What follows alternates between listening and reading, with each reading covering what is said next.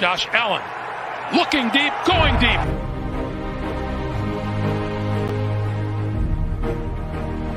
To me, talking about the Bills, what else would you rather be doing?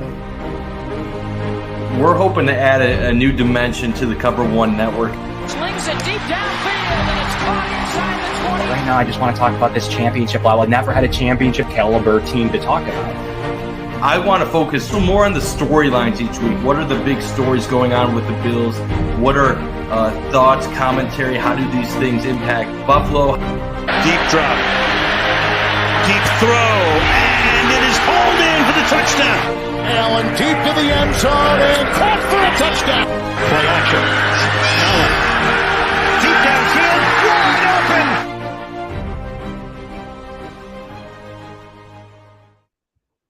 Welcome into another edition of the Going Deep podcast. I'm your host today, Kevin Masseri, here as always with Mike Bunt to talk Browns football, actually get into a little bit about Josh Allen and the Vikings game later on in the show here, and welcoming our guest Pete Smith from Sports Illustrated here momentarily. So we're looking forward to that, really getting his opinion from Browns Digest to really break down what's going on in Cleveland, where that team might be going, what are they looking for out of this game. Mike's already tweeted about some snow potentially in the forecast. It could be 70 feet or it could be nothing. So we'll have to see what that looks like in a really crazy scenario for Jacoby Brissett, where he might know the last player to play against the Bills in one of these crazy snow games. So we'll see if that takes fruition. Couldn't be more excited for this game, Mike. First and foremost, how you doing today? I'm doing great. A lot going on right now. We got Bills Browns coming up. The Sabres play tonight. My Ohio Bobcats can clinch the MAC East, which I know you would love, Kevin, as a UB fan. So let's go Bobcats, playing Ball State, my wife's school. But I'm not going to bore people with that talk. It's Bills Browns, and we could have a lot of snow this Sunday. Yeah, and looking forward to that just it sucks because that just changed the game plan of what you want to talk about in this game with that weather element, and it just makes it really, as we know with this weather, a really challenging situation. And someone that we wanted to get on the show today to kind of talk about, we'll do the best that we can with the perceived weather situation. But Pete Smith, we're going to welcome Pete Smith on now. Pete, we really appreciate you making a few minutes to come on the show. Really enjoy hearing some of your commentary. So thank you so much for having a few minutes for us today. Yeah, no problem. I'm happy to do it. Yeah, absolutely. So first and foremost, I guess what we'd like to do with our guests is tell me about the season to date. Like, I've watched some Browns film. They've looked good at times. Obviously have a really dynamic running game. Kind of break it down to why they're, why they are where they are today. Yeah, the season is shaped entirely by the acquisition of Deshaun Watson. When they acquired him and his whole situation went into limbo, the Browns sort of approached it like 2022 was a get ready for 2023 season. They weren't going to invest a whole bunch of resources into free agents. Free agents weren't interested in really coming here because they had no idea what to expect from this team. How excited are free agents going to be when they don't know his situation and they're looking at Jacoby Brissett as the quarterback? So in the end, they sort of pulled their punches on that front. They made the trade for Amari Cooper, which has been great. They've taken some shots with, bringing in a guy like Taven Bryan as a free agent who hasn't really been much. But a lot of this season has become sort of an audition for some of these young players in certain position groups. Some of those have gone better than others. Their DBs are in pretty good shape for the most part, especially the corners. Defensive tackle is the worst I've ever seen in professional football. And that's saying something considering that the Browns had the worst defensive tackle position in football last year. So that has really shaped what this season become. They've given these guys every shot to sort of figure it out, but you watch some of these games and you see them do okay. What I would point out is if you looked at like the Ravens game or the Bengals game where the Browns played pretty well defensively, those teams either made themselves one-dimensional or the Browns did enough to force them to be one-dimensional. And if you allow the Browns to prepare for one thing, they can do okay defensively in stopping you. But what the Dolphins showed and what other teams have shown, if you're effectively able to, one, stay on schedule, and two, be effective both in running and passing, the Browns are absolutely screwed because now they are asking their DBs to cover way too much ground. They're asking their linebackers to make up for the fact that the defensive tackles are just awful. And then you get into a situation where it became like this ridiculous looking track meet where the Dolphins, and I think fairly looked like a Super Bowl contender, but it became like it was such a highlight tape for them that you almost have to ignore some of it because the Browns defense was just so bad. Now, Pete, what is the mindset of the Browns fan base right now? I'll preface it. I consider myself a little bit of an Ohio guy. I lived in Ohio for 5 years, went to Ohio University, a lot of friends from the Cleveland area. And before the season, obviously, I know there was a lot of the talk about Deshaun Watson. Was this a good addition? Would fans get behind it and so forth? But I would ask my friends, and they were telling me early on, the goal was to try to hover around 500 until Watson came in and then possibly make a run. It looked like in the first couple games that might have been a possibility. And the one thing that many people thought would hold them back would be Jacoby Brissett. But when you look at the advanced numbers, the Browns offense has actually been pretty decent from an advanced stats perspective, but the defense has just been horrendous. Is that a surprise to you that it's played out that way? And is it being considered a disappointment at all by the fan base that they haven't gotten more out of their defensive unit with how the offense has performed at times? Okay, so start with the first part. September, the Browns should have gone 4-0. That was the expectation. That part of their schedule was bad. They started with Carolina. They tried to give away the game before they ultimately won it. They had a meltdown against the New York Jets. They were up 2 scores and blew that in historic fashion. They had an opportunity. They beat the Steelers, and then they had an opportunity to beat the Chargers, and it allowed it. The Falcons. I'm sorry. They had both those games in situations where they could have won those. Let them go, and suddenly they go 2-2 in an area of the schedule where the Browns thought they could really get out to a strong start. 2-2 was a major disappointment. I think 3-1 was like the bare minimum for them to sort of look at the season and go, okay, they could sort of hang around. After that, their schedule went to an absolutely brutal stretch, and the Bills are obviously part of it. They start with the Chargers, they end with the Bengals, Ravens, Dolphins, and Bills. They've got the Bucks coming up off their bye week. So it's like a horrendously difficult stretch of games. So not getting off to a really strong start early really put them behind the 8 ball initially. I think there was a little bit of, I would say, wishful thinking that the Browns could be a 500 team based on what they had. Certainly, Jacoby Brissett has played way better than anyone would have expected. He's certainly outpaced my expectations. And I do agree with the idea that we thought the defense was going to be better than the offense and that the offense was ultimately going to sort of be a letdown. And there certainly have been games where the offense ran out of gas or didn't do enough when the game was there to be taken. But realistically, to have arguably a top 5 to 10 offense with Jacoby Brissett, with all the question marks they had, even on the offensive side of the ball, not really knowing what they could expect from Amari Cooper, given what they dealt with, getting mixed or mediocre returns from previous receivers they brought in, including Odell Beckham, Jarvis Landry, and others. You weren't really sure. He's been great. David Njoku has become a top tight end this year. After years and years of waiting, he's sort of come to fruition. Donovan Peoples-Jones has become a really solid third option, is sort of growing into his own. And Jacoby Brissett is certainly not a dynamic and great quarterback, but if you give him time with a good offensive line, and the Browns have that, you have a good running game with Nick Chubb, and the Browns have that, it allows Brissett to make pretty smart decisions in a scenario where teams are saying, Jacoby Brissett has to beat us. We're going to stop Nick Chubb. If Jacoby Brissett can beat us, we deserve it. And in a lot of cases, he has, and he's made some great plays. Oftentimes, he's making some spectacular plays with his legs. But again, we come back to the defense. The line of scrimmage is what is killing them. And they've dealt with some injuries, sure. Anthony Walker was a huge loss for them. But it just comes back to not being able to compete at the line of scrimmage, getting beat by running backs most fans have never heard of. which isn't to say that they're bad. It's just most people sit there and look at some of these guys that they've been beaten by and go, I don't know who that was, and then assume it's it shouldn't happen that way. It just sort of is what it is with their inability to hold up front and allow teams that can mix and match their looks and stand schedule to combat that. That's sort of what's happening. So to your point about what are fans thinking, they're frustrated. I think even soberly before the season going, okay, I sort of understand they don't have Deshaun Watson.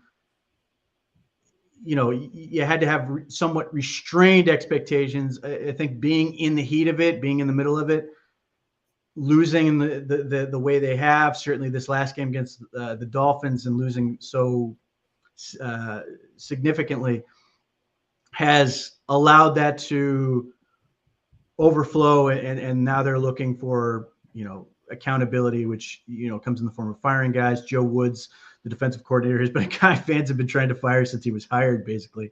So he's the easiest target. But more and more, you're seeing some fans get more frustrated and want to blow up the whole thing. I don't think that's personally. I think that's unrealistic. I think Kevin Stefanski is a very good coach, but I understand why they're frustrated. And I do think that Deshaun Watson, both because of the suspension and then because of the off field, is only feeding into that frustration. If he was playing and playing well, obviously, and winning games, that would help. But I think just the stuff that went on is hard to take. It's indefensible, and even the NFL is calling it like egregious predatory behavior. I think that is absolutely fed into a fan base that is tired of being sort of asked to wait longer for them to see the success that they've been waiting for since the team came back in '99. Yeah, I mean, if you look at what's interesting, I think Mike alluded to it and previously, but if you look at the advanced statistics, they are interesting. 13.3%, good for 6th in the league in offensive DVOA. Mike also mentioned 31st in the league, allowing 14.2% more of a defensive presence. So, and a positive end, meaning obviously that would lower your ranking. So there's definitely been some challenges on both sides of the ball, but mainly the defense. What do you is there what do you want to see from this team going forward? Like, obviously you have 2 games of Jacoby Brissett left. That heads you right into to Deshaun Watson season. Are you hoping that he comes back world beaters, you win a bunch of games? Are you hoping he looks competent? Like, what is the hope for Browns fans or yourself as the season kind of winds down? Well, the important part about that is because the offense has been successful with Jacoby Brissett, they don't need Deshaun Watson to come in and perform miracles. Like, it's a good situation for a quarterback. Jacoby Brissett, I mean, if we just went down the AFC, I would expect, and you're just picking teams. Yeah. I think Jacoby Brissett probably goes about 14th right now among quarterbacks, maybe. You could probably quibble one way or the other, and somebody can make an argument that he'd be dead last. The fact that he's having as much success as he has suggests that Watson can come in and just run it, get confident, and figure it out as he goes.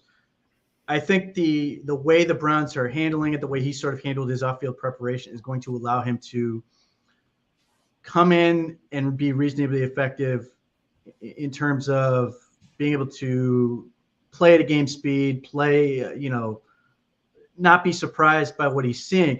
What I don't know, and I don't think anyone knows, I don't think Deshaun knows, is how he's going to react, when he goes into Houston and he's got 60,000 fans who hate him. And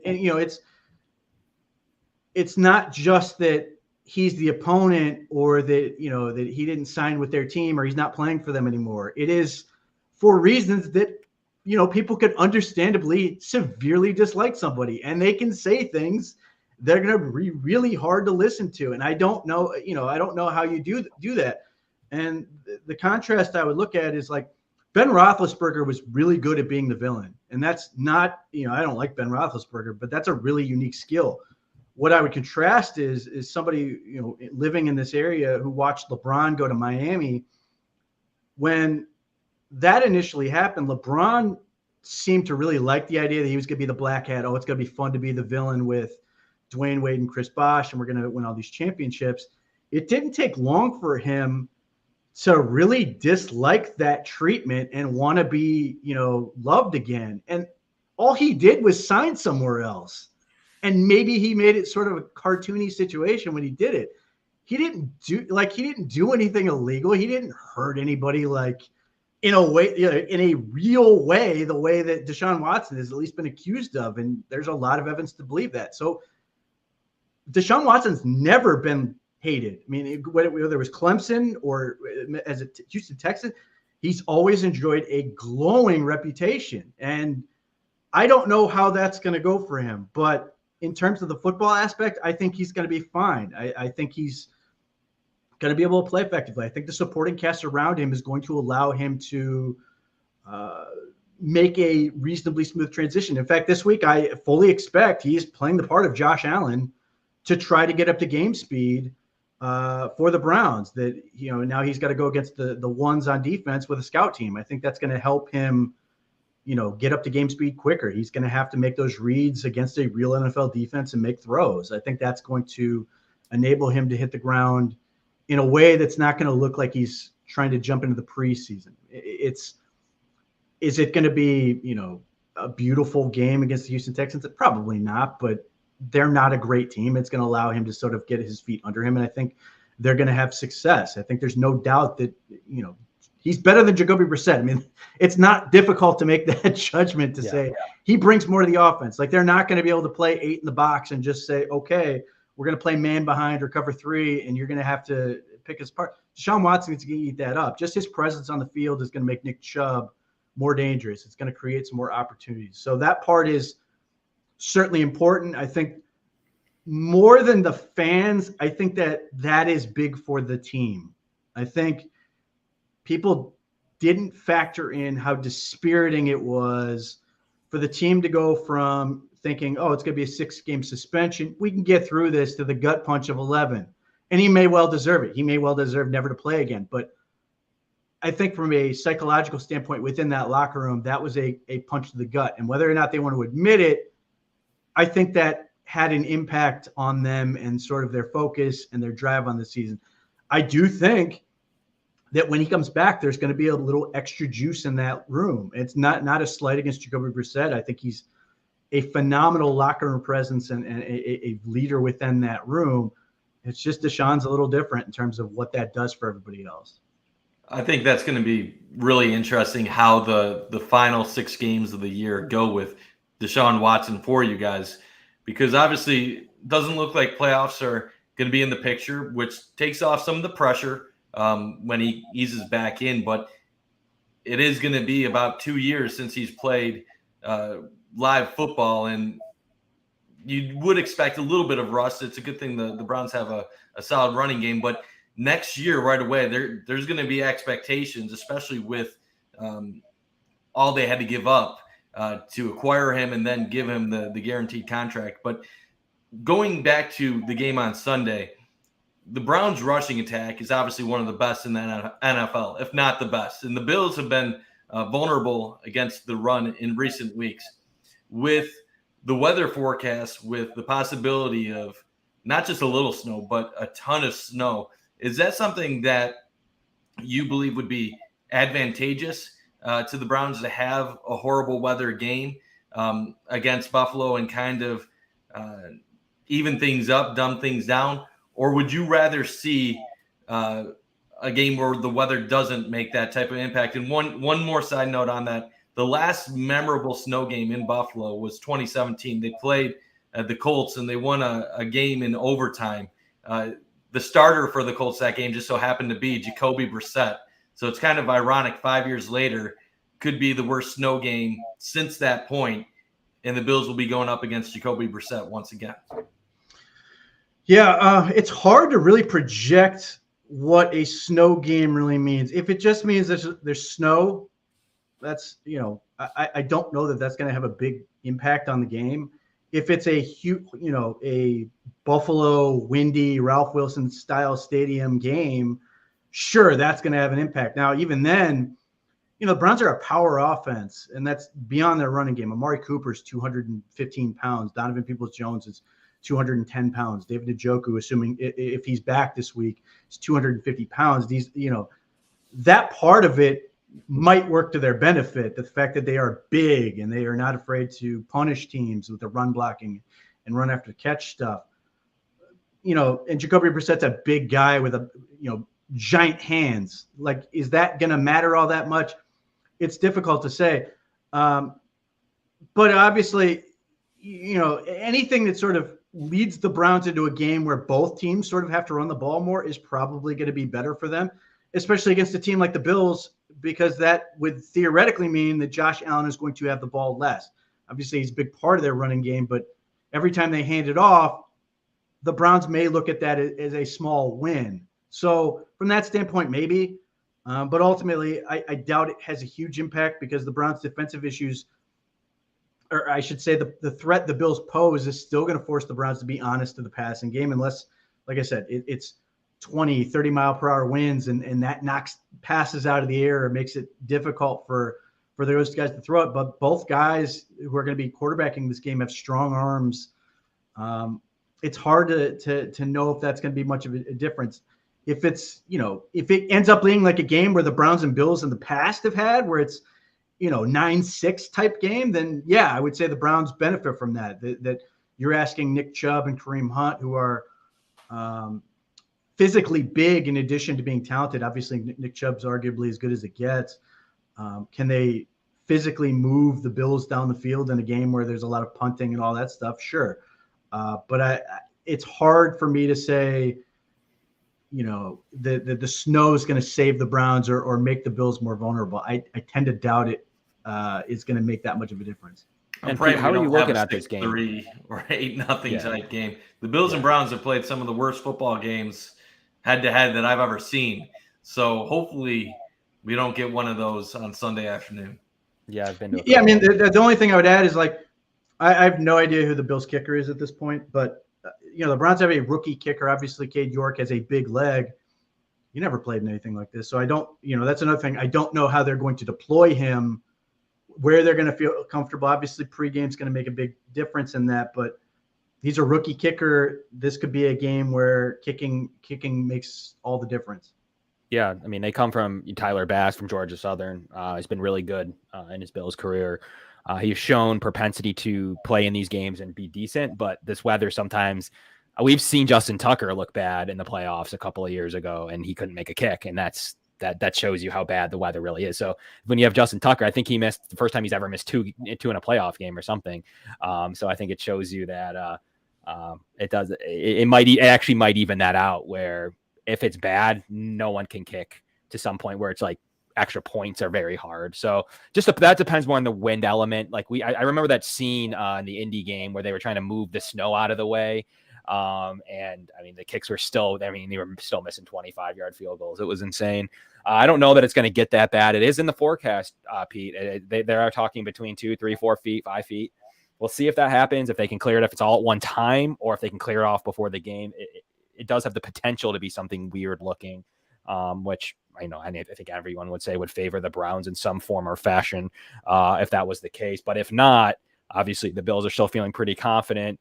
What's your opinion on what you're looking to get out of this game from a Browns perspective? Are they trying to look good, get a win, feel good going into potentially Watson? Are they just trying not to embarrass themselves? Like where do you sit at today with the Bills game as you go into Buffalo, New York? What are you looking to get out of this experience for the team? Like, is draft position in your mind now? Is there a wild card run that you're hoping for? I guess tell me about what they're hoping for out of this game. Well, winning is important. There's no getting around that. And the Browns, for all their faults, are capable of beating anybody. They've shown the ability to play close or beat. I mean, they dominated the Bengals. They played the Ravens really well and lost and came up short. They played the Chargers really well, came up short. They've had their opportunities. They can do it. But ultimately, the postseason was never a factor for me this year. Would have been nice to make a better push than they have, but ultimately it's about improving. And just the way the Dolphins were last week, I think the Bills are the type of team where the Browns need to, especially on the defensive side of the ball, determine if they have the goods to do it. And for all the mess that you saw with the Dolphins game for the Browns, you can make a case that the corners held up pretty well. I mean, look, they obviously went with the mindset of Jalen Waddle and Tyreek Hill are not going to beat us. They combined for 110 yards on the day, certainly lower than most everybody else. Every other game those two have played, and they had far less in the first half. But they struggled with anything else. So you want to see them compete and contend and look like they can hang with a team like this, because everything they've been doing with extending Denzel Ward, with drafting Greg Newsome, with adding a guy like MJ Stewart, with Grant Delpit on the back end, they've invested all of these resources into this secondary. You want to see them be able to hang with a team like the Bills or the Dolphins or stuff, because if not, then what was it all for? The Browns may have a huge issue to deal with on the defensive line in the offseason, but those are areas where they can prove themselves. And Denzel Ward played, he had missed the previous 3 games of the concussion. He played pretty well against the Dolphins. Those are the type of things they need to see. And on the other side of the ball, the offense needs to, again, this is a defense that has been one of the lowest scoring defenses in the league. They've been really good at keeping opponents' point totals low. The Browns have been pretty good at getting going early. They're one of the best teams in fourth quarter offense. I know they've outscored the Bills in the first quarter this season, which is something to say. They're really good on opening drives, opening scripts, getting points early. The issue for them has been sustaining. There are any number of games that have come out really hot in the first quarter, and then it gets slower and slower, and they sort of fall off at the end. Can they sustain against a team like the Bills with all the talent? And the Bills are obviously in a very competitive AFC East, but they have Super Bowl expectations. So it's a big game for them to prove themselves, or at least have the opportunity to prove themselves against this type of team. And the Browns as an organization are evaluating this and are figuring out who can and who can't. And the guys who can't, they're going to move on from and focus on the guys who can. So it's very easy to start. Look, as frustrating as this season is, and your expectations are low when you have Jacoby Brissett playing 11 games and all the rest of it. These games matter in terms of evaluation and growth, even if this season has been sort of a dispiriting one overall. That's fair enough. And if you kind of look at it from a holistic standpoint, like obviously a Browns win, I mean, you never know. I think the bottom of the AFC wildcard perspective, I think that there's some room to be had there. Who knows if the Jets keep it up? Who knows what the situation turns into as the last wild card, and with Deshaun Watson coming back, you never know a situation to where there might be a wild card position up for stakes. So there is still plenty to play for here this season. And how did they come out injury wise against Miami? So we know their injuries coming into that game. Do you expect Njoku back, and what happened in the game? Anything on the injury front as we head into Sunday? I wouldn't expect to see D'Anthony Bell, which he suffered a concussion, I believe. I don't know if they ever actually confirmed that. On special teams, he's a big threat there. He's great on kickoff and punt coverage. It's difficult to say with Njoku. Frankly, I thought he was going to play last week coming off the bye. He high ankle sprain. It's always difficult to tell because they made this big deal about him walking around on it, which isn't really an indication of anything, like right after it happened. But obviously played on the safe side. Similar deal with Wyatt Teller. Wyatt Teller tried to go on his calf injury that he suffered, played a couple series, ultimately couldn't keep going, and they went to Yelty Froholt. It's unclear where that's going to go. I expect it's going to be a similar situation. Obviously, this is the game where you want Wyatt Teller to be in there, especially if it's a bad weather game. This is the game he's sort of built for, just the ultimate bulldozing power right guard that can help open up some of those holes. But again, I mean, you got the Dane coming in, in a weather situation that's pretty close to home for him. So those are the two that I would say Njoku and Teller are going to give it every shot. But it's hard to say that anyone else is really necessarily one way or the other. JOK missed last week with a knee. I have no idea where he is as he's trying to rehab, because he tried to play the week, 2 weeks before in the Bengals game with the same injury. So whether he re-aggravated something or it's just sort of the process where they're monitoring him, hard to say. Okay. How about at the tackle position? Anything? I mean, obviously you have Jack Conklin, but Wills Jr., is he supposed to play based on your knowledge? Yeah, Will's allegedly just twisted his ankle a little bit, and it got to a Okay. point where it was out of hand, so they put in James Hudson III to end that game. And obviously, beyond whatever he did to hurt himself, I mean, Wills was abused as bad as he has ever been in his career by Bradley Chubb. But yeah, if somebody can't go, James Hudson III becomes the next man up. He's promising, but he's not, I think perfect world. I mean, he's the guy that they ultimately hope to start at right tackle next year after Conklin, but it's not easy for him to suddenly, jump in on the left side or vice versa that quickly. I guess that's a really important nugget. I guess, we like to do this with all of our guests. We really appreciate you making a half an hour here for us. Why don't you tell us what your score prediction is? I mean, you can preface it however you want, if you want to use the weather or not, but I guess why don't you tell us what you think is going to happen in this game, and what's your expectation as you kind of study the Browns and you kind of put them up against the Bills this week? Yeah, look, it's going to be tough on the Browns. I think they will have success early on offense because that's what they do. It would not surprise me if they get a touchdown the first drive of the game and then sort of peter out at that point. I expect they're going to probably end up around that 15-17 range in this game. I think the Bills are ultimately going to be able to score more points. The threat of Josh Allen is going to open up running lanes, and even as anemic as that running game is, they showed some success last week against Minnesota. I don't expect it's going to get worse against the Browns. The Browns have a habit of making running games look very good. I think they're going to find some success there. If that happens, I think the Bills are probably going to end up somewhere around 24 in that area, and ultimately it's going to be reasonably close to a one-score game. It might end up being about 2. Yeah, that's fine. That makes a lot of sense. So why don't you also, obviously a lot of Bills fans on here would like to follow some Browns work as, pretty close by. And, as the season rolls on, like, why don't you tell everyone where they can find what you're working on, kind of what you have coming up. We have a lot of pretty active fan base here. Yeah, you can find me on Twitter at _Pete Smith Twitter. You can find us at Browns Digest. That's si.com/NFL/Browns. Just dealt with the fallout of a solid thumping at the hands of the Dolphins. Wrote about the one bright spot in Donovan Peoples-Jones this past week. So as we get going the rest of this week, it's going to be focusing on the Bills, what that's going to look like, and probably trying to make something heads or tails out of what to expect with the forecast.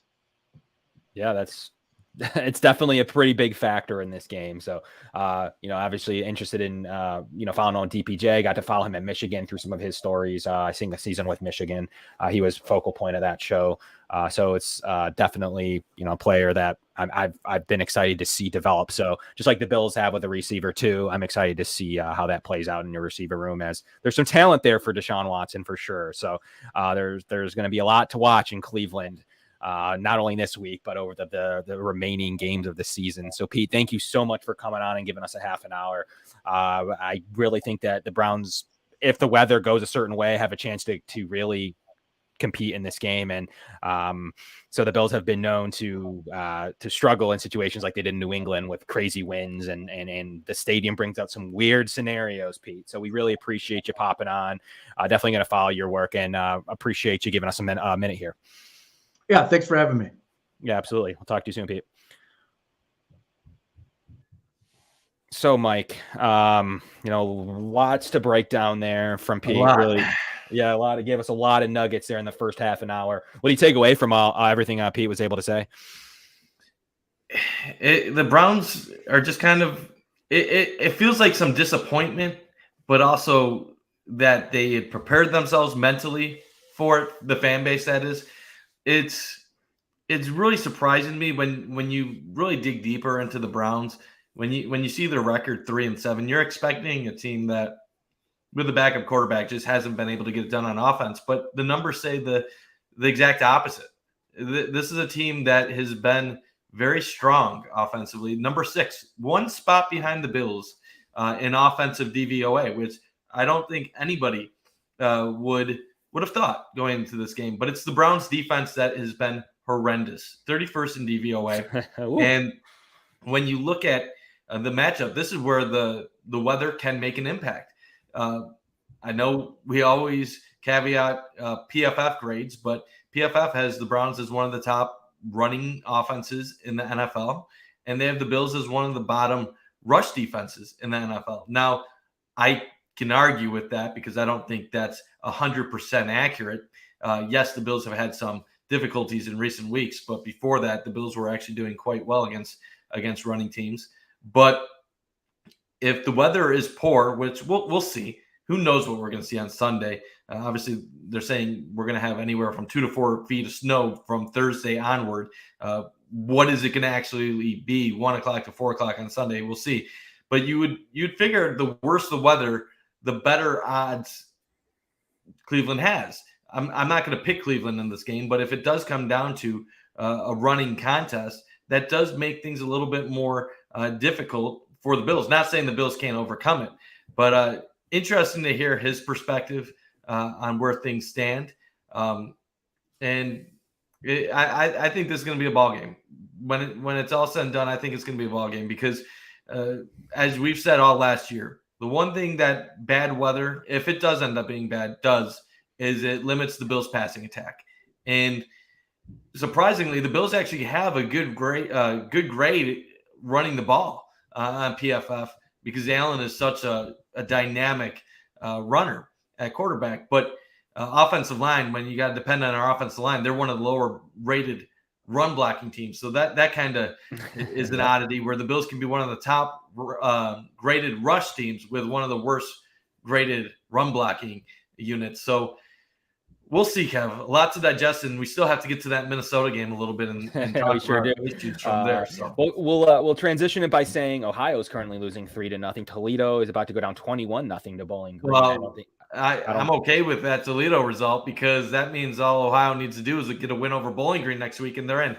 And Ohio is driving right now, Kev. So okay, all right. Well, Bowling I don't Green, even want to talk about the Sabres. Bowling and the Sabre losing. UB's putting up a fight-ish 25-20 against UConn at the under 4 in the first half. 25-20. Yeah, expected it to be worse. They were actually leading at points in the first half. So playing some good defense there from Jim Weitzel's squad. So lots going on around Mid-American action. We got some ranked basketball going on. We got some Sabres hockey. So we really appreciate everybody spending some time tuning into this. We kind of had Pete first, and then we're going to go into some Vikings talk because Mike and I definitely have some thoughts about that game.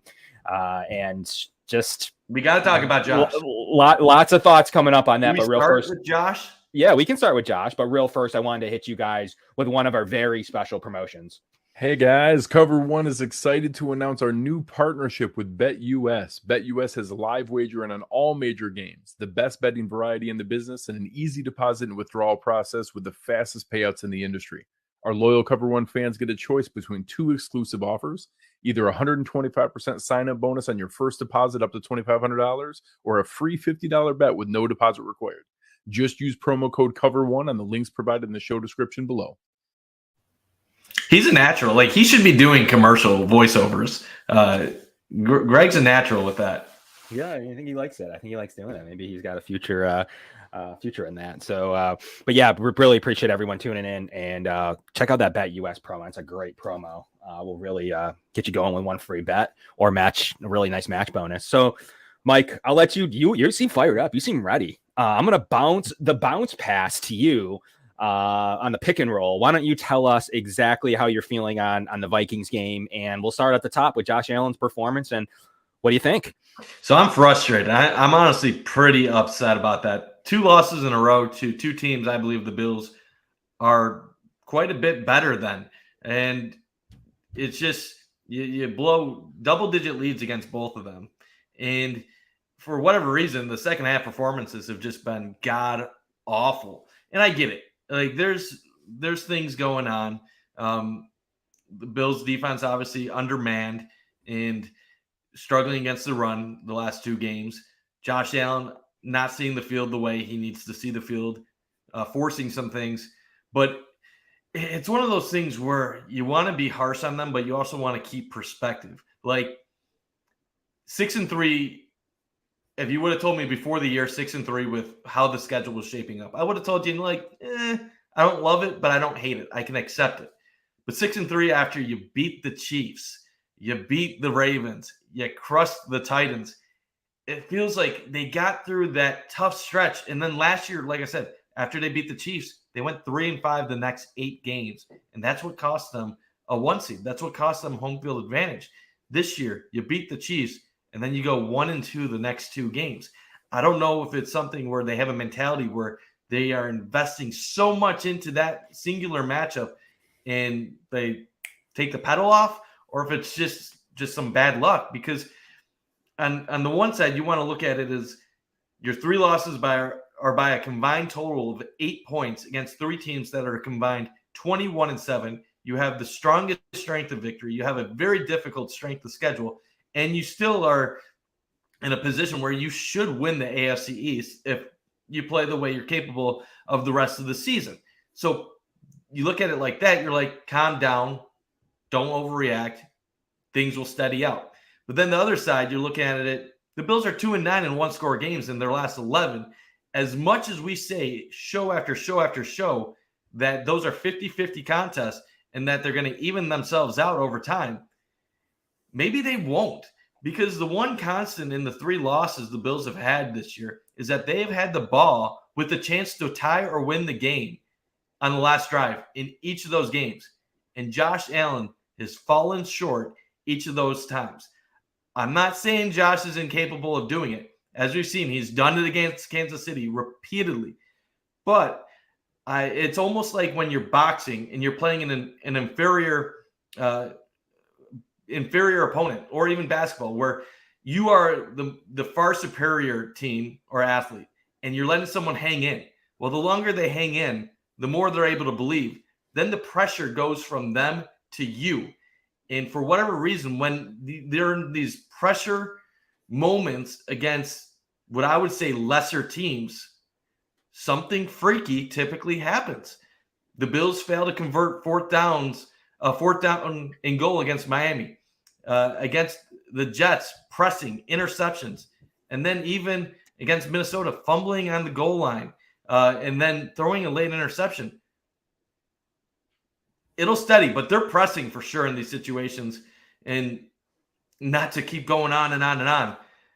I don't think Josh is seeing the whole field. I don't think he trusts all of his wideouts.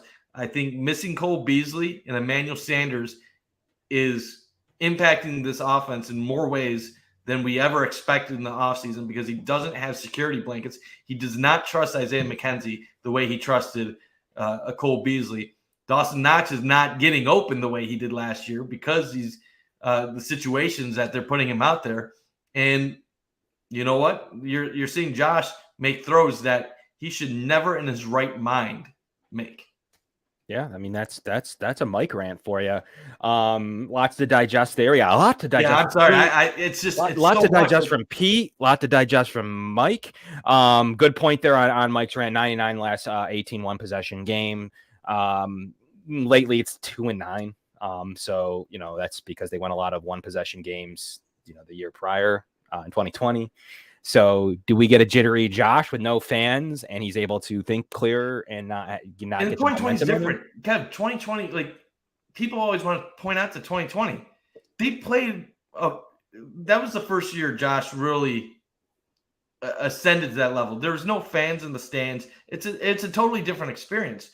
And then 2019, when they were winning a lot of the 1-score games, those were defensive minded wins where you weren't letting Josh just throw it all over the field. You had a run game. You let the clock burn. You trusted your defense. This is a totally different team. This is a team now that in the second half with a huge lead is still continuing to pass the ball 75% of the time. So Josh, I feel like he sometimes is forced to play hero ball. I'm not saying you're seeing sugar high Josh, but the Bills are so dependent on him in their offense that mistakes are going to be made. In the difference that we're seeing now, like I said, I still believe it's all going to figure itself out. The difference we're seeing in this stretch right now compared to other stretches in the past is that Josh's mistakes are costing them games. Yep. The interception he threw against the Jets in the first half took points off the board. It took an opportunity away. When the Bills lost to Miami, his fumble gave the Dolphins the ball in the red zone, leading to a touchdown in a game that was a low-scoring battle. Then again, against Minnesota, you fumble it, leading to a touchdown. You throw an interception that takes away a potential score. So Josh is still putting up amazing stats as far as yardage. He's doing great, but his turnovers are they're not just your typical, okay, here's a turnover, we're going to still win by 10. His turnovers are killing the Bills in these situations. And even in the fourth quarter, even in spite of all the turnovers, they had a chance to milk the clock with 4 minutes left, and they go 3 and out. Blame whoever you want. You can blame Josh. You can blame the offensive coordinator. But there are some issues with the Bills' offense, and it comes from not having a slot receiver they can trust, and not having running backs in an offensive line that they think they can rely on when it matters the most. None of it matters if a converted corner to safety can knock down a very easy knockdown. That play is an overthrow. If Cam Lewis runs off, as a UB, we talked about UB earlier, if he runs off the field, like mid-play, like Isaiah McKenzie did out on the goal line and just runs and stands out of bounds, it's incomplete, game's over. You're breaking a rule, Kev. You're breaking a rule. We don't rule? Criticize UB players on this show. I thought he played good. I thought he was in position at times. I thought he had a strong game. I thought a couple blunders showed up on film. A couple more might show up as we dissect some more of it. But trying to catch a ball that's meaningless, like it doesn't even give you field position. There's nothing that you could even rationalize, and that's why a lot of people will go back and say something like, how do you not tell players before that play? There's zero reason to catch a ball right now. It's 4th and 8. It's not 4th and 1. That'd be a little different. Then you got to go on ball. It's 4th and 18. He's throwing the ball up like he has to, like Josh did in the end zone, and Patrick Peterson picked it off in the fourth quarter on 4th down as well. And that was 4th and 2. He's throwing the ball up. Like he has no other options. Knock the ball down. The game is over. There's no reason. You look good knocking it down as you do an interception. You're not going to get paid more. I don't know how that doesn't get transcribed, kind of like 13 seconds. I don't know how that doesn't get transcribed to at least the DBs. Like, hey, guys, knock it down. Situational awareness combined with one of the most amazing catches I've ever seen. You look at that replay, it looks like there's no chance Justin Jefferson can get a hand on that ball. To reach back and pull that in and have the ball control going to the ground, it's one of the best catches I've ever seen in my life. I thought for sure it hit the ground. I was just like, it doesn't matter. Misplayed it, but I also understand why he thought in the moment that Justin Jefferson had no chance at actually catching that ball. Yeah, fair enough. But it's a mistake. He should have knocked it down. You got to knock the ball down. There's no other way around it. The Bills, how about this? I believe that was pass interference on Dawson Knox in the end zone. No doubt. You can't call it against Justin Jefferson literally the series before and then ignore the same exact play. Now, I'm fine with the no call, and maybe this played into it because they had 12 guys on the field on 1st and goal from the 2. Now, is it that big of a penalty? Is it that big of a penalty for 1 yard? No. But knowing what the play is and knowing that they get stopped, it's a bigger deal than it would have been. It's just completely – that's why the play got blown up. That's an egregious job by the officials that get paid a lot of money both ways in this football game. That's pass interference. It's 100% pass. You can't, there's many angles, there's many views. You just called it the series before. That's pass interference. A big mess from an offensive minded league. That's where Josh pressed and then threw the interception on the following play. But that play is pass interference. You got to make the call. And earlier in the game, it's 12 men on the field. You not only didn't count it in the huddle, you let them play the whole play and still miss, and then didn't review it. It's that's not even the biggest screw up. The Gabe Davis non-review is just at least Mike. At least it's moving fast. It looked like a catch in real time. The Bills had the breaks. The field. Yeah, the Bills had the breaks in this. Until that pass interference, the Bills absolutely had that. You know what? Those pass interferences are 50-50 calls. You're not going to always get it. the fact is, you are when they called it for them to even 12, be on the 2 because of pass. Mike, they were on the 2 because they called pass interference. If they called the 12 men on the field on the Bills, the Vikings get first and goal at the 1. They're probably cashing in a touchdown. You think so, but they didn't 4 plays on the previous drive. Yeah, and you know another play that we do need to talk about because there is a little bit of a debate on it, and I know everyone's going to have a different opinion than me. I don't think – okay, we all knew the Bills were going to QB sneak it after the 4th down stop. And we always say the QB sneak is the easiest play to execute in football. And yes, we look at the numbers on 4th and inches, 3rd and inches, and the percentage that they convert. I think there's enough history now with Josh Allen and the Bills to know that when there is a crucial quarterback sneak, it is the furthest thing from an automatic at this point. Josh Allen, especially hurt. Josh Allen now has had 2 fumbles at the goal line that have led to touchdowns for another team. No other quarterback has done that.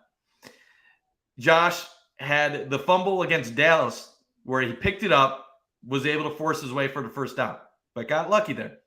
You have the Tennessee QB sneak where he gets stuffed. What do all of those plays have in common? It's pressure-cooked moment, QB sneak, closing hand quick, or not getting a good snap, and messing up an easy execution. A quarterback sneak on paper should be the easiest thing in the world. But when they're tight in the box, it's not that you don't trust Josh to get the move forward and move the ball. It's the basic things. Just corralling a snap. Yeah, corral a snap. And I know fans are – Eric disagrees with me. The Cover One guys disagree with me.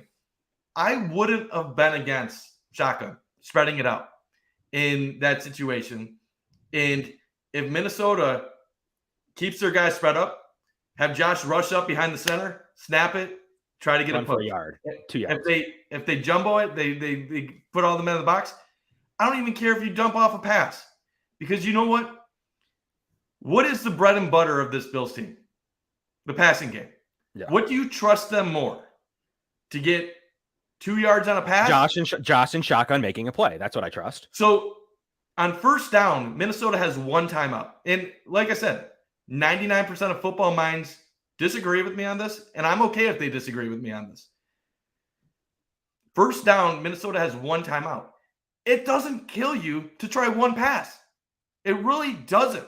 And if you get 2 yards, then you have the enough yardage to kneel it or do a QB sneak, and the game is over.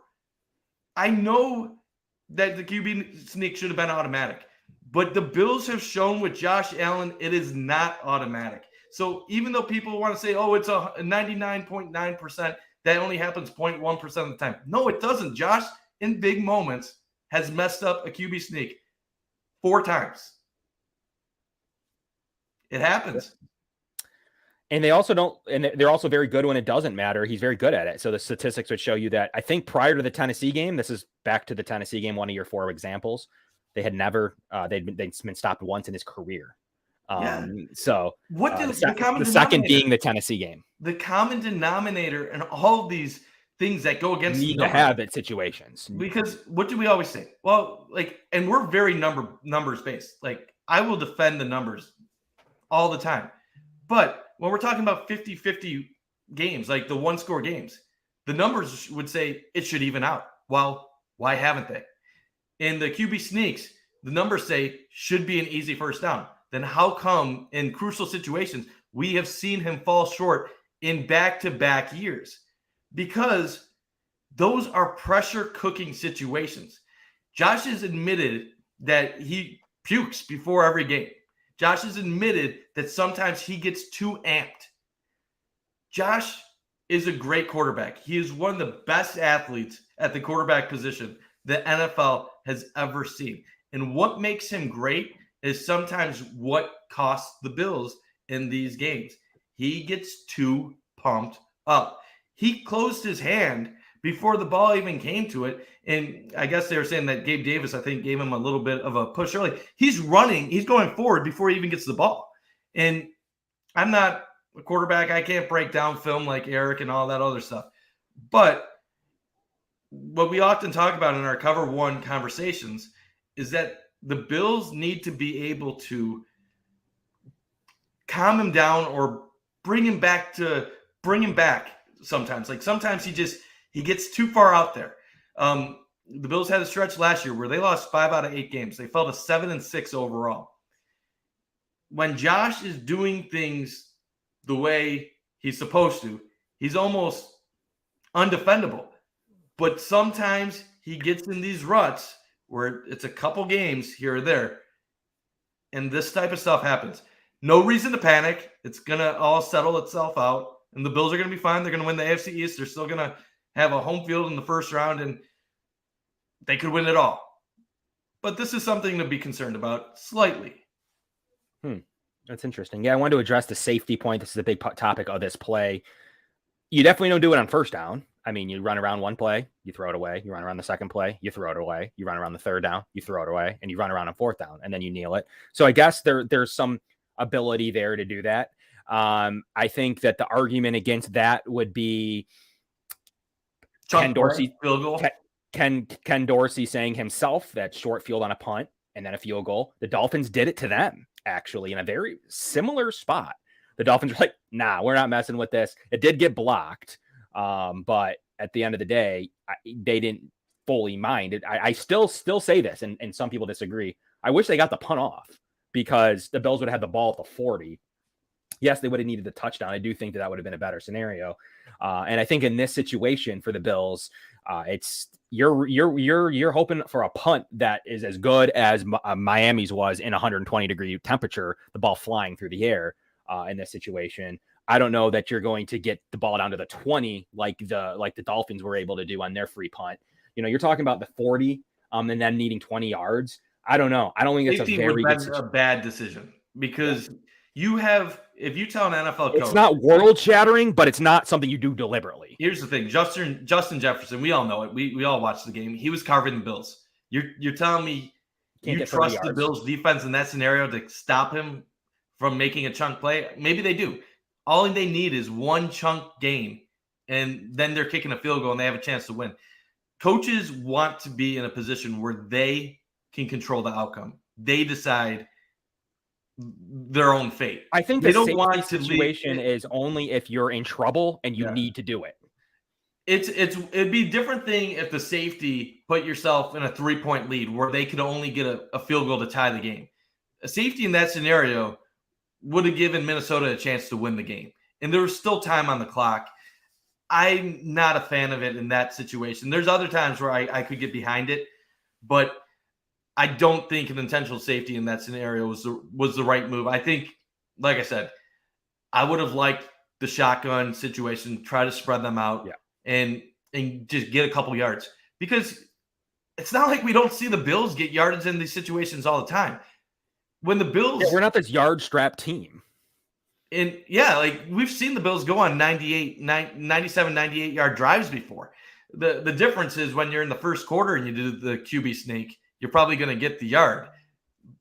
In the fourth quarter, game on the line, everybody is tense. Well, look at a situation where the Vikings needed to do it too. They couldn't QB sneak it either. They didn't fumble, but it was the same thing. Yeah, Kirk Cousins couldn't get in. Like he couldn't get in. They had really they had an offside. They really had 5 plays to get in the end zone. This game was the most frustrating game of the season just because this game was over. And another critical call in this game was when they went for it on 4th and 2. And a lot of people back and forth. Was it you win the game if you get 2 yards, though? You win the game. Yeah. I don't know what the analytics said, whether it was a good call or a bad call. I'm all for going for it on 4th and 2 in that situation. I understand people were saying if you kick the field goal, you force them to get 2 touchdowns. Minnesota ended up getting 2 touchdowns anyway. What McDermott, why he went for it on that 4th and 2 was to make it a 3-possession game and to effectively end it. You're trusting that your MVP candidate, franchise quarterback, Josh Allen, is going to end the game for you. And you can't have it both ways. You can't be a fan base that's calling for them to be aggressive, and then get mad when they decide to be aggressive and they fail to execute. Because I'm going to take that bet 9 out of 10 times that Josh Allen is going to make a play. And I'm all for him putting the ball in the air. I just think the way they go to the air has to change up a little bit. There's some things with Dorsey that we've been talking about lately that they're concerning, how the Bills are attacking some teams. Patrick Peterson, and granted, it is Patrick Peterson, and we've been told he likes to talk himself up in his film review. He even said on the final play of the game, his interception, that he basically knew it was coming. And I think there's a little fear that at times the Bills' offense is becoming a little bit too predictable. Not saying they're not successful, not saying they're not really good, but the defenses have caught up a little bit to what Josh Allen and the Bills are doing. And now it's time for the Bills to make an adjustment to what defenses are throwing at them. And what's funny is the same scenario happened in Baltimore. The same exact scenario. Same points that they were down. Same situation where they were up. We just felt like it didn't really matter. It wasn't as dramatic, clearly.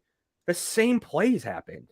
An interception in the end zone when it could have been, they could have the ball deep in their own zone. Jordan Poyer, we get it on the 20. Same thing happened there. He runs it out to the 35. Isaiah McKenzie sitting on the bench mid-play doing, I don't know what's going on. Isaiah does deserve to get called out on that.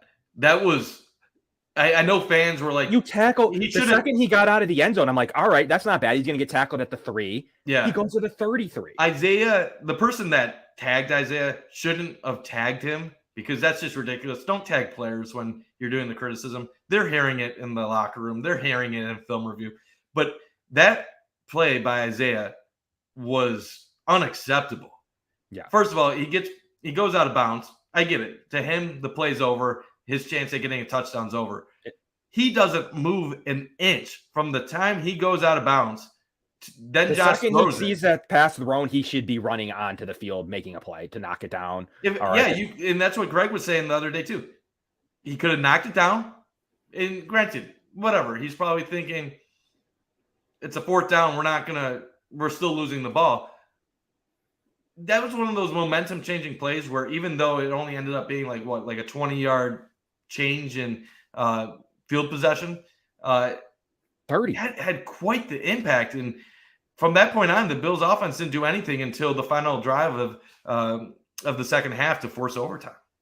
Yeah, and the field goal crowd got the best possible scenario for like being a field goal guy there because bad play, interception, bad play on the return by the receiver. Josh goes down. Josh goes down. Josh goes down. Dawkins is down. The team goes back and scores. They're winning. A field goal would have won the game at the end then had you taken a field goal.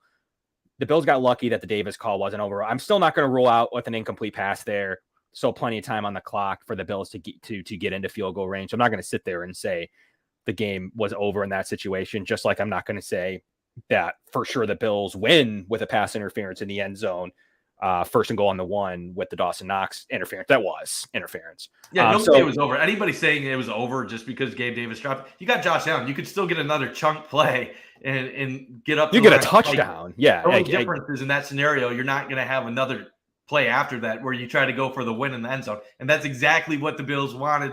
That pass interference on the final play before the field goal to force overtime. I'm just thinking in my head right there. The Bills thought they had him. The Bills thought they had a touchdown. They thought they had the game winner right there. And credit Minnesota for committing the pass interference, knowing especially in that time, in that situation. Time left. If it's 45 seconds though, it's over. The game's over. And that's what I've always been claiming for the Bills in situations like that. If there's not enough clock and they don't have timeouts in that scenario, just tug. Like, whatever. They're going to kick the field goal in the next play anyway, and you prevent a touchdown. That's all that matters. It doesn't matter if you give up 10 yards, whatever. You're going to most likely make the field goal anyway. Right. Yeah, no, I mean, it's a good play. I don't know. That would have been a touchdown when I watched it back. I'm not positive. But either way, it's still the right play to tug them and to make sure that it's not. And there's still some analytics that say that it's not the worst play in the world to go for it there because you end the game just the same thing that you were thinking 4th and 2 on the other end. Just like it's not bad analytics. I would Aggressiveness says the reaction from Bills fans if they did. and they lost. Whatever. It's no different than them throwing an interception in the game either, though. Like the reaction there, but obviously they wouldn't have. Bills fans wouldn't have known about how it would have played out in that scenario. And but we do in hindsight know how it would have played out in that scenario. So I'm saying, looking back on it now, on a situation where you're like, you could have just gone for it. And there was 5 seconds, by the way, Brian. Yeah. So I don't know, a penalty, anything could happen. I don't know. I don't hate I'm not saying that they should have gone for it to end the game, but you win it there. You're rolling on this drive. You just had said they prevented a touchdown with an interference call. They were rolling on that drive. Another play Gabe Davis needs to make, my friend. He needs to make that touchdown, or excuse me, that catch that was a drop. Although it was called a catch, you can't have that again. You can't have that drop. There's no reason to go to the ground, and it wasn't a really terrible throw that was bobbling. He can't take that to the ground and had it hit the ground there. That's an egregiously miss. And yes, the Bills got away with it anyways, Mike. But that's just another play that could have cost the team big if that was reviewed. So, and talk about that fourth and the 2nd and 10 interception that sealed it. What were your thoughts? Obviously, not a good play when it's an interception, but was there anything you saw that could justify the throw Josh made? Or he makes that throw all the time, though. Like Patrick Peterson cheated on the play, and the thing was, as we've talked about, there was no one in the quarter's coverage to take away Patrick Peterson from that throw. Josh didn't know that. For some reason, I'm not sure why he thought there was somebody there. I'm not sure who was supposed to be there to draw coverage away. It did seem like 3 guys condensed in a field on a 10-yard span between Quentin Morris, Stephon Diggs, and Gabe Davis. Dawson Knox is out of the game, so we don't know exactly what was supposed to happen. It's a double crosser, a mesh play that generally works. Patrick Peterson cheated based on tendencies, as he's told us. What do you think he should have done on that play? Obviously it's easy to say he should have just flipped it to Singletary. Like that's obviously the cliche answer. But it's the right answer.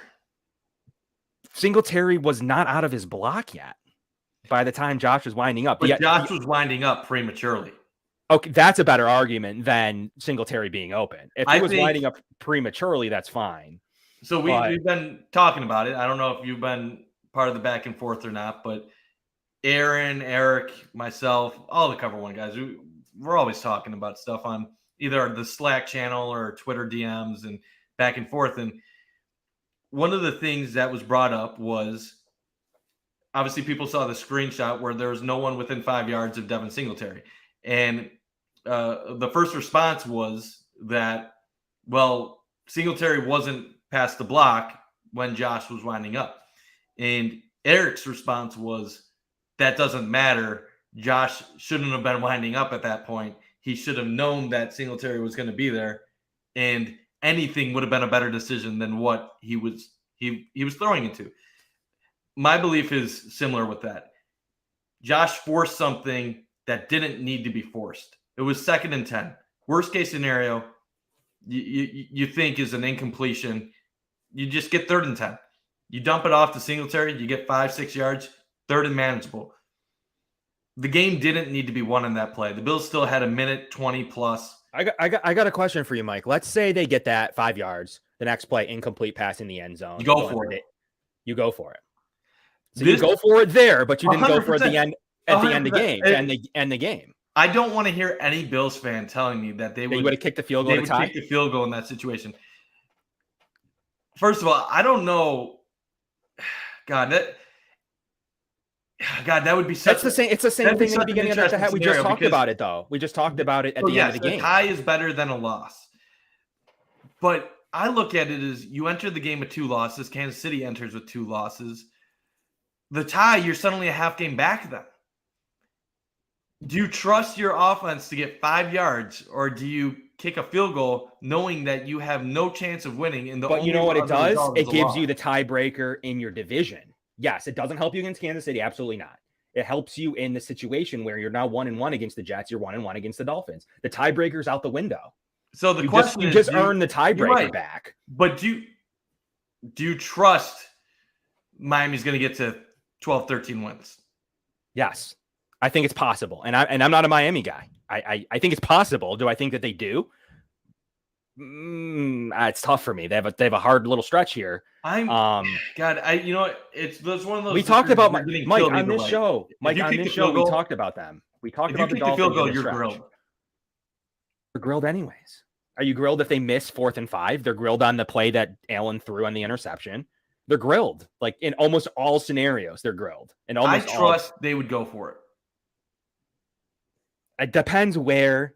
It depends if it's single. You got 4th and 5 from the opponent's 15-yard line, where at worst they're going to go out there and they're going to try to force a 4th and 5 from the 15. Yeah. That's the first thing they're going to try to do. They'll probably go out there, try to get them on a hard count. Sure. Timeout. And then call a timeout, hopefully see what they're doing. And then they got to make the decision, what's the best scenario. I think you when you have an alpha like Josh Allen, I know this goes against everything I was just saying about honing him back. I think sometimes you just have to show him. That's why I'm never going to distrust. Was that throw bad? It was a bad throw. Eric's right. He should have dumped it down. But what happened against the Jets? He thought Davis was running a route that he didn't run, and he threw an interception. So he was trying to avoid a scenario where he didn't know where Singletary was, and rightfully so. Yes, we can knock him for going through his progressions too quickly or not going top down. But he can always scramble, though. He was running the ball. I like the scramble. See, I don't like the Singletary play because what's happened? Singletary. He I don't like the Singletary play. Yards rushing on the drive already. I like a 3 to 8 yard rush or more. I don't like, and it gets the clock moving, which is a good thing for sure. And back to the scenarios, I think for sure, if it's 4th and 5, I think it matters if there's a minute on the clock or 1 second on the clock. Because if there's a 1 second on the clock, I think you have more of a propensity to kick it. If there's a minute on the clock, I think that you go for it because you know that the Vikings will get the ball back. I do think that factors into the risk scenario because you just mentioned all the reasons of Justin Jefferson just a minute ago. You give them the ball back. They don't need much to get into field goal range against they're feasting on your DBs for a little bit there in the second half. No Tremaine Edmonds. I think that matters. I think you go for it if there's 50 seconds to 60 seconds left. I don't think you do if there's 1 second left. That's the difference, or under 5, we'll say. I don't think that you do. So I think that the clock, the factor of do they get the ball back or not would have played a role in that decision. And I would have liked to, and I was going to ask this and present this on Twitter, and then they threw an interception. Like, do you go for it on 4th down? And this would have been the biggest talk. I had this narrative ready for the show. Do you go for it on 4th down? Outside of the Bills winning, which I thought was actually the likelier scenario. I was ready to talk about this 4th down situation. I had all these notes for it, and I was like, okay, well, it doesn't matter anymore. I got a fun one for you, too. So, fans were happy when the Vikings missed the extra point. I wasn't quite as happy. I thought about that. Because this might be surprising to people, but sometimes having a 3-point lead, you actually have – it can be tougher to win a game than having a I'm mixing this up. Having a 4-point lead can be tougher to win the game than a 3-point lead. Because traditionally, when teams are down 3 with about a minute, 2 minutes left, they tend to be a little bit more conservative. They're playing for the tie. They're content forcing overtime. And it defies all logic, but as long as they force overtime, they feel like they did their job. When you're down 4, you have that extra motivation. The extra down. You have an extra down. You have 4 downs. And what typically happens, that 4th play can make a huge difference. And we saw it. Justin Jefferson making that play on 4th and 18 or 4th and 19, whatever it was. And yes, that drive eventually did die down on the Bills' half-yard line. But the Bills messed up the next snap, and the damage was done. I don't think the Vikings risk it. I think you're right. They do try to kick a field goal. I think if Minnesota makes that extra point, very good chance that they settle for a field goal. The Bills get the ball with around a minute left, and they win the game with a field goal. That missed extra point is something that nobody will ever talk about. But I feel like that had a bigger impact on the Bills losing the game than the 4th and 2 call. I think that missed extra point mattered more to the Bills there than going for it on 4th and 2. The problem is one was your control, one was their control. So I think it's tough to talk about because it was a missed play by them that ended up, in your opinion, hurting them. And I think analytically, you're right. It gives you another down. It makes you make decisions, makes you more aggressive. It makes you probably better. The kind of the scenario where you really can do anything, and that makes you dangerous. You had the timeouts. I don't believe they press in a lot of those situations and put the ball in harm's way at times if it's only a field goal. So yeah, like I don't know what happens in that game. Do they even throw it up to Jefferson 4th and 18? They might try something else to just get 18 yards. So I don't know what would have happened in a situation where the Vikings only needed 3 points and made that field goal. So that's a good point. Counter wise, I just think that you kick a field goal if you're the Vikings and that what you have been playing for. So you're probably right? But it's easy to say because everything else went wrong for the Bills. So yes, then it shouldn't have mattered either way. Like you're saying, like, do you trust the Bills defense to get a stop? The answer you're saying yourself is no. You're not. Yeah. You know because I mean in that situation I wasn't because Tremaine Edmonds going out of that game for the second half made all the difference. He was a huge part of the game plan. They are down too many players in the secondary to also be handicapped by missing a linebacker. We've seen it back-to-back weeks. It used to be if they don't have Milano, you'd be worried. Now it's if they don't have either of them. Just all it takes is one of them to be out, and you're concerned about the middle of the field.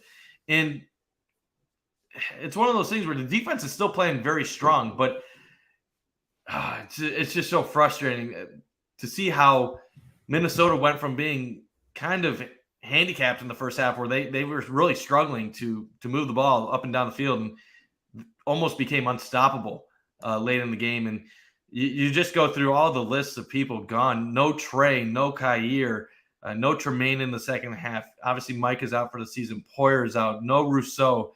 And it's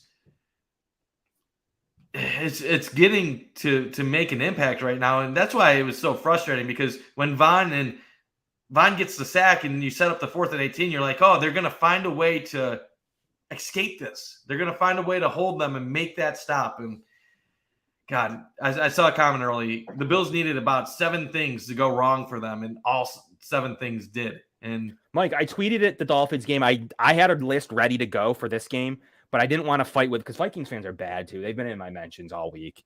I didn't feel like fighting with Dolphins and Dolphins fans too. I didn't feel like fighting with Dolphins and Vikings fans, so I didn't want to list reasons because then they just excuses. But they needed, let's go through them real quick. What did they need, Mike? They needed a Hail Mary toss in the middle of the field, which was even more egregious than the luck chuck. DeAndre Hopkins won that ball in Arizona. He won the ball. In this game, and they needed the 84-yard Cook touchdown run because that literally they eliminated no clock. I'm even going to give that one to them as just bad Bills defense. I'm just going to say that happens in part of the game. I'm not going to call that bad luck. I'm just going to call the egregious things that happened a no knockdown Hail Mary. Okay. That's ridiculous. So that's just what it takes to even be in the game, not win it. It takes a fumbled snap. It takes them recovering it in the end zone, not even just a fumble, them recovering it and running one play in that situation, them not even having to earn it. So that's ridiculous. And almost back-to-back situations, that's what it needed. It took 5 plays down at the red zone to even make this happen. It took an offsides. It took it's just an incredible scenario where it would have given the Bills more time on the clock to go and win the game. So now it took all these scenarios to lower the time on the clock, for the Bills to use all their timeouts, to fumble it, to not recover the fumble, to have a botched snap. I mean, the list of Edmonds going out. So if you want to talk bigger things, like you just said, the Cook touchdown run, Edmonds going out in the middle of the game, like it just took a crazy amount of pass interference against Jefferson. That I don't think you can call that there, but that's fine. You did. So, and then a not call on Knox, an interception read where he should have dumped it. Like it just took a list of things. You know what the Vikings are this season? They're the reverse Buffalo Bills, where DVOA the Bengals of last year. They think DVOA thinks the Bills are great, the best team in football, but it seems like luck goes against them. It seems like these crucial plays go against them. They struggle in these one-score games, but everybody else they're dominating. The Vikings are a team that's 8-1 that DVOA is like, you guys probably aren't this good, but they're winning almost every one-score game. Bengals. They're making every lucky play. They're getting every situation to go their way when it matters the most. So I'll call the Vikings the reverse Bills. and I give them credit. Congrats to them on beating the Bills. They made the plays. Josh Allen and the Bills didn't. But there are going to be people that are going to see their 8-1 record and their eventual 13-3 record or whatever it ends up being at the end of the year. And they're going to anoint the Vikings as one of the contenders that can make a run. And they're going to be wrong about it. Because when the Vikings... They're going to lose to Dallas in the first If they play the Bills in a Super Bowl, the Bills will win by 20. Eventually, things will even out. Even though I said earlier, we need the Bills. They're going to lose by the better 49ers in the first round. They're going to lose to the 49ers in the first round. That's my prediction. I'm going to chop that up if that happens. They're going to lose to the 49ers in the first round. They're not talented enough. Justin Jefferson's ridiculous. And why I don't... Sloppy football isn't a one-handed backflip over a safety to catch it and not hit the ground. It's a good individual effort. It's not sloppy. Would we have liked to see Cam Lewis knock the ball down? Of course, it's easy to say. But him going up and making a nice interception, just like you said, he didn't think anyone was behind him. He didn't think there's even a chance. Coming down on the ball for a nice exclamation point. I get it. The only time I don't very often. It's not like he's the first player to go for the pick when you should bat it down. Even Peterson, like you can bat it down in the end zone to the first interception I'm talking about. And how many receivers actually make that catch?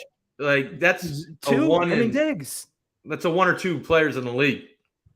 Diggs is on your team, so there's literally one. He happens to be the guy that you're responsible for on that play. So, but you still don't expect even Odell Beckham Jr. or whoever that has highlight reel catches. Terry McLaurin's had a couple. Like you don't expect. There was an OBJ update. By the way. Yeah. Which one? The one that said. So obviously he said through Jay Glazer that he wants to take a couple weeks off, right, and then try to make a decision near the end of the month. I read somewhere the New York Post thinks it's going to be between the Cowboys and the Giants. Now that's because some ex-coach was guessing. It wasn't actual anything rooted from OBJ. Hopefully not. Because I look at this Bills team right now, and I think it's funny. Beginning of the year, it was just a fun hypothetical. We both liked the idea. We thought it made sense. Right now, that is becoming a necessity. I'd almost say OBJ, if healthy, could be the difference in the Bills winning the Super Bowl or losing in the AFC Championship against a team like the Chiefs. Healthy OBJ, instantly changes this offense. Now, the question is, how healthy is he? But looking for a slot receiver, you get him right away. You have a guy that Josh will trust. He suddenly, even if he's the slot guy, he suddenly becomes Josh's number 2 target. He passes Gabe Davis. Von Miller quadrupled down saying in a Twitch video game chat that he had just talked to OBJ. The Bills I would hope that Brandon Beane is going to go all in. If he wants 2-3 years, give him 2-3 years. I'm okay with paying OBJ at this time of his career 2-3 years. I trust he has that many years of good football left in him. And I look at it right now. Gabe Davis is such a tough guy to evaluate. He's a big play threat, but I don't think he's your possession number 2 receiver. He's a guy that can put up 1,000 yards, but he's also a guy that can drop a critical pass when you need it in the third quarter. He does not always get separation. He makes a ton of great plays down the field. Huge vertical threat. I think Josh needs another guy that he can trust on 3rd and 6. Yeah, he does. And I think it takes pressure off of Gabe Davis, though, in those situations, too. That's what I'm saying. Davis can cook in those situations because now defenses are focused on Stephon. They're going to focus on OBJ and ahead of Gabe Davis if OBJ is healthy. Gabe Davis goes off then. Who are you going to take out? The Bills' offense was at its best the last 2 years when they had a dominant slot guy, and they were even better last year when they had Emmanuel Sanders cooking at times. It's almost a necessity. I'm hoping, for the sake of the Bills, that they get some good news with him in the upcoming weeks.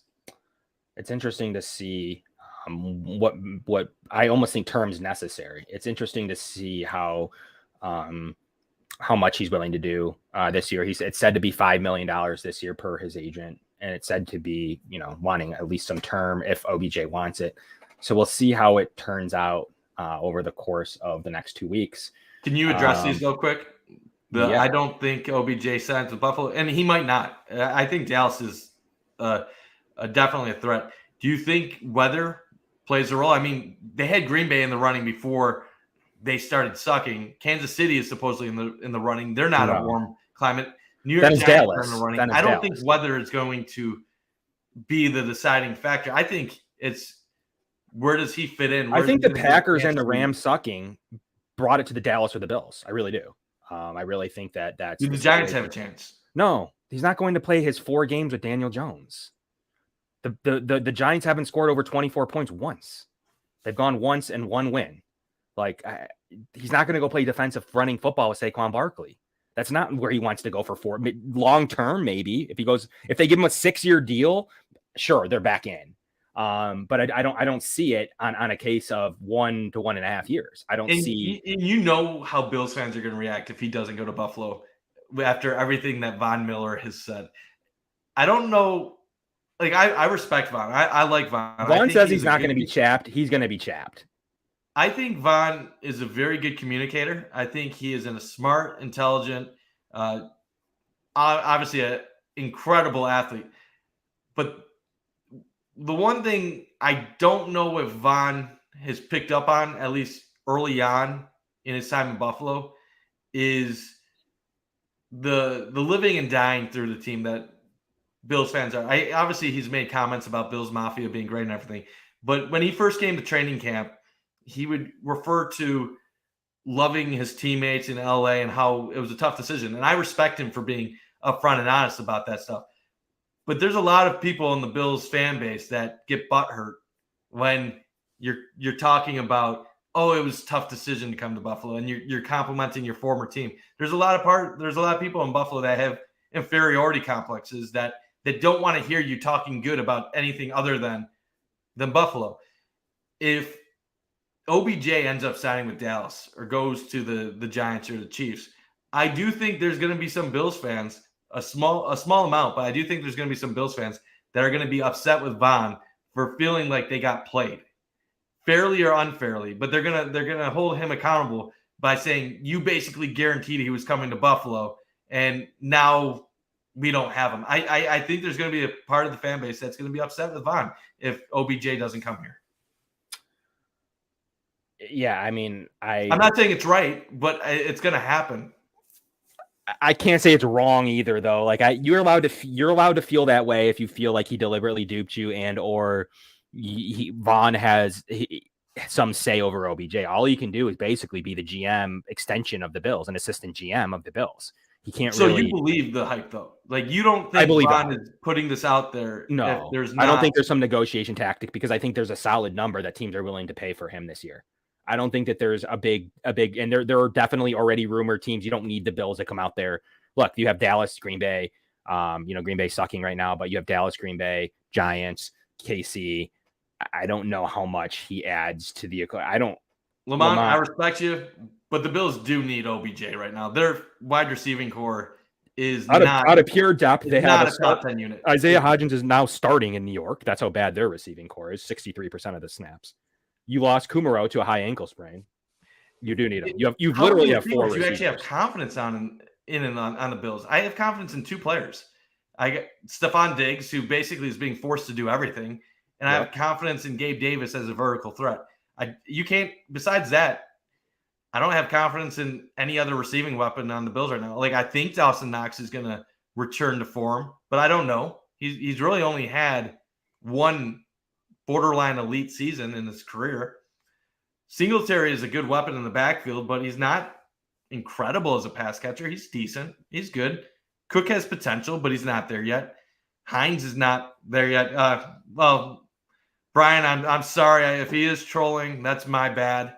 But we've always said never can have enough weapons. And Lamont, I don't know if you're trolling me or not, but I'll just finish it up by saying if OBJ wants to come to Buffalo, I'm welcoming him. I'm giving him a bag of cash. I'm giving him whatever he wants to. And Mike, we were in on it. How about this, though? In the Going Deep podcast, we are in on it week 3. This wasn't something that we came out of nowhere on when other people weren't. Our chat was roaring with people on, we don't need him. We're too talented. Where's he going to play? How's he going to get the ball? Mike, we foreshadowed that on this. Where's podcast. Isaiah McKenzie at right now? Like we're talking all offseason about how he was gonna step in for Cole. I miss Cole. like where's Crowder? I love Shakir. Why can't he get going? Like any of these situations. So all of them, yes, this is why I wanted Odell Beckham Jr. to win the game. Like we need to win games now. We don't need to think about the future with Khalil Shakir yet. We will at some point. And it's not the same as Trey. It's not the same situation as Trey White. We saw Godwin in Tampa Bay get hurt, tear his ACL after Trey, and he was back for the start of the regular season, and he's still playing right now.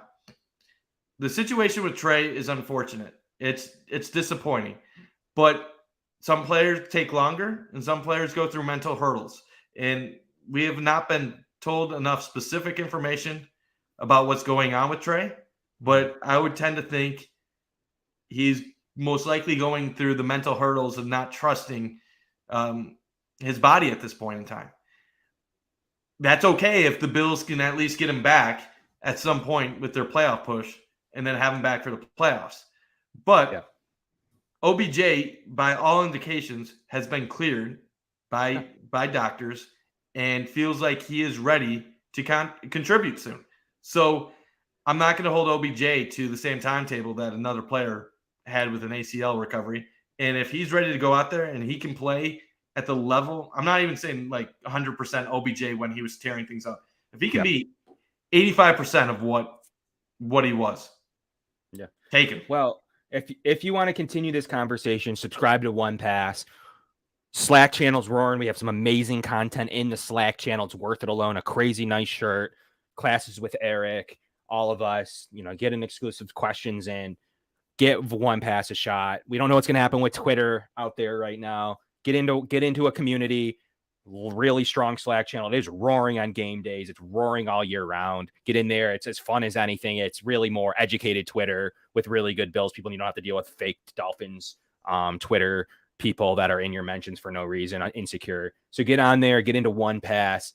Really great, all-encompassing solution. Would really love for you guys to entertain and be in our Slack channel and to continue some of these talks that Mike's having about Allen and OBJ and others. So we have the film room coming up here next. No film room today. Oh, no film room today. That was he'll be coming out with some stuff later in the week, but no film room today.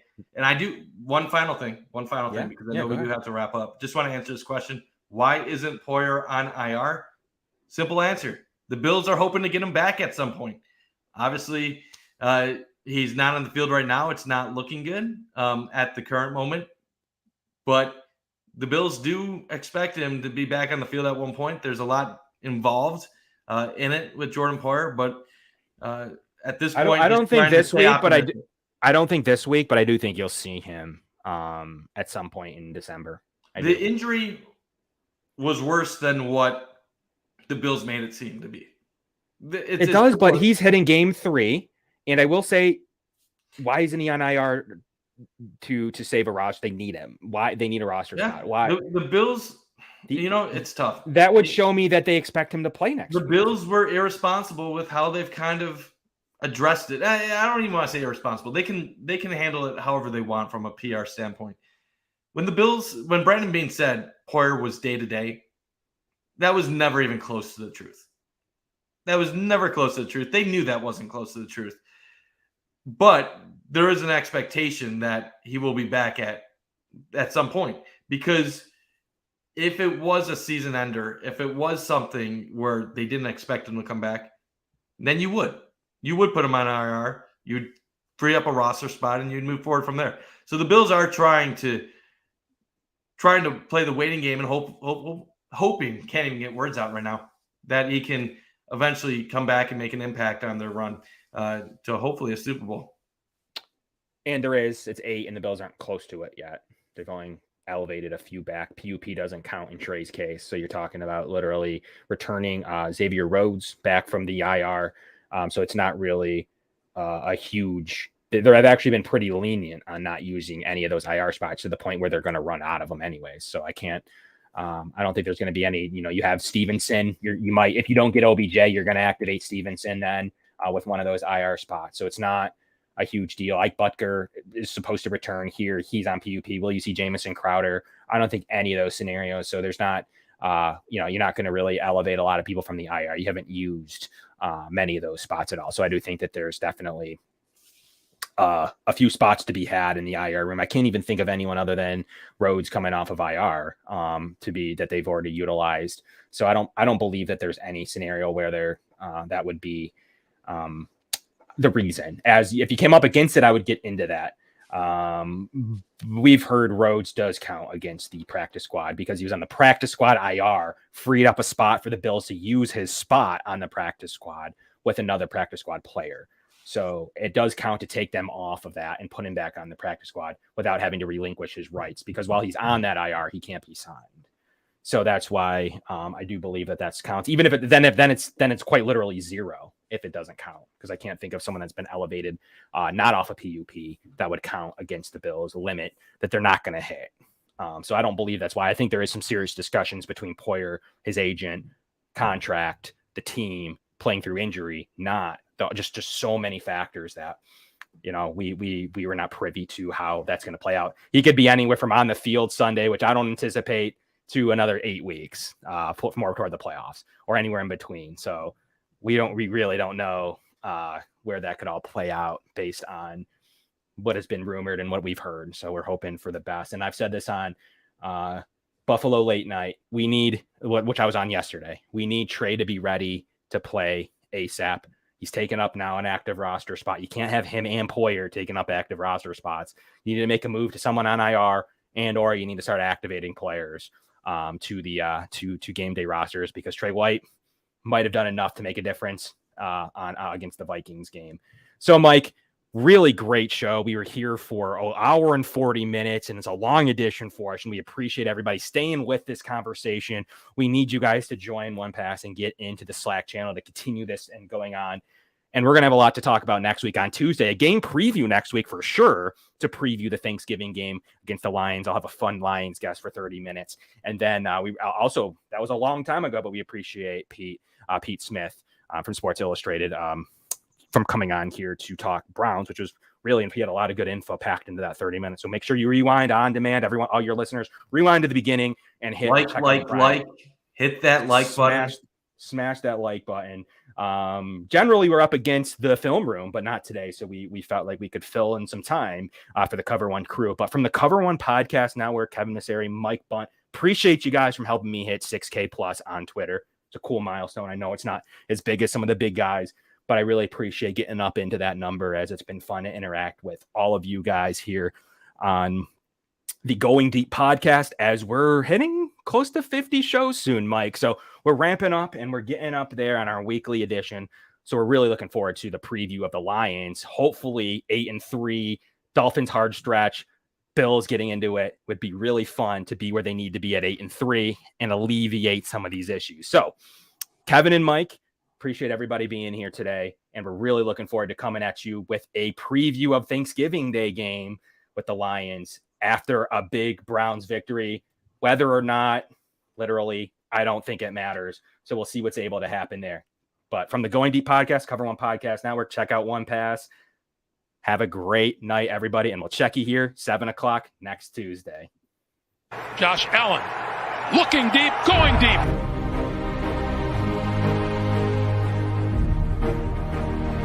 To me, talking about the Bills, what else would you rather be doing? We're hoping to add a new dimension to the Cover One network. Slings it deep downfield, and it's caught inside the 20. Right now, I just want to talk about this championship level. I've never had a championship caliber team to talk about. I want to focus more on the storylines each week. What are the big stories going on with the Bills? What are thoughts, commentary? How do these things impact Buffalo? Deep drop. Deep throw. And it is hauled in for the touchdown. Allen deep to the end zone and caught for a touchdown. Play action.